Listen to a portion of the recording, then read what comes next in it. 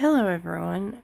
For the final discussion for this course in American entrepreneurship since 1900, I have decided to do something a little different.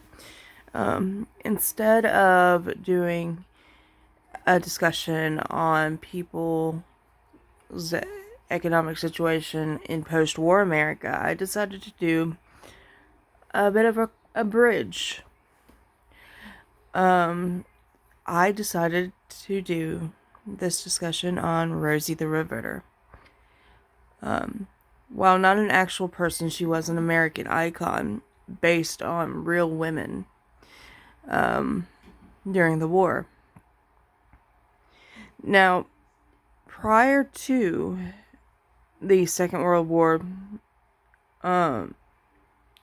in the automobile industry in particular, very few women worked for these industries, the manufacturers. In the Ford River Rouge plant, for instance, there was never more than 45 women, according to a study done by the Michigan University researchers Sherry Kasoji and Laura Dresser. They also, in this study, it's published in the American Economic Review, and further discussed in an article written by Nancy Nichols entitled "Whatever Happened to Rosie the Riveter." They further analyzed the shift in the women in the workforce. Prior to the war, once again, less than 45 women worked at this specific plant.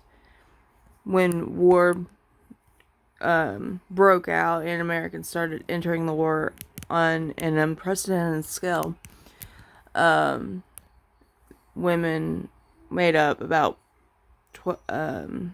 12% of the 93,000 workers in that plant.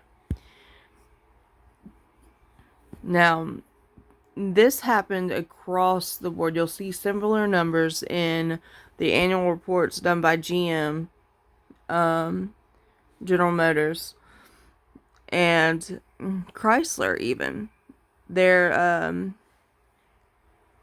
If a real Rosie the Riveter named Eva Chenevert, whose oral history is published in the Real Rosie the Riveter Project,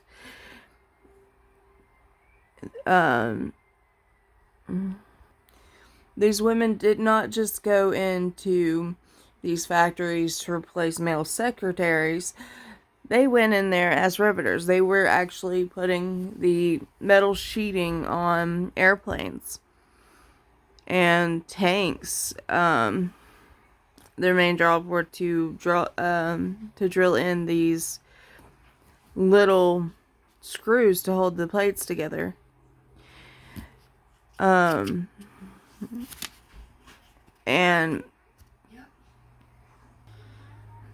And given the fact that these factories produced many thousands of products specific for the war, these women, these real Rosie the Riveters, were inspirational to the American people. They produced more so our soldiers, our country could win this war. However, after the war, and this once again is supported by the study analyzed in the article by Nichols and by Ruth Milkman, who wrote the article "Rosie the Riveter Revisited: Management's Post-War Purge of women automobile workers." Women once again represented less than 1% of the workforce in the automobile industry. Many women decided to go back to their homes as housewives. However, the automobile companies justified their reluctance to rehire women based on the heavy workload.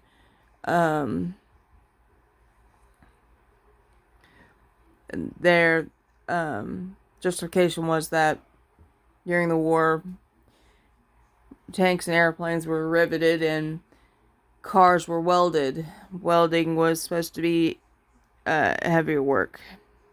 So you do see a substantial decrease in women in the labor force after this point. In the annual report for General Motors ending in the year 1945, hold on.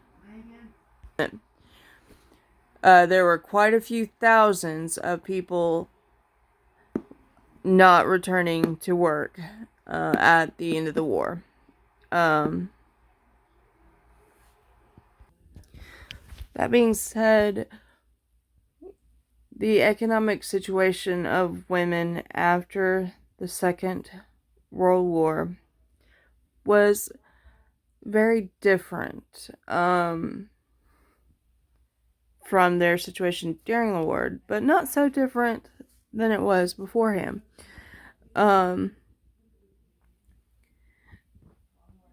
However, even to this day, Rosie the Riveter remains an icon for women workers.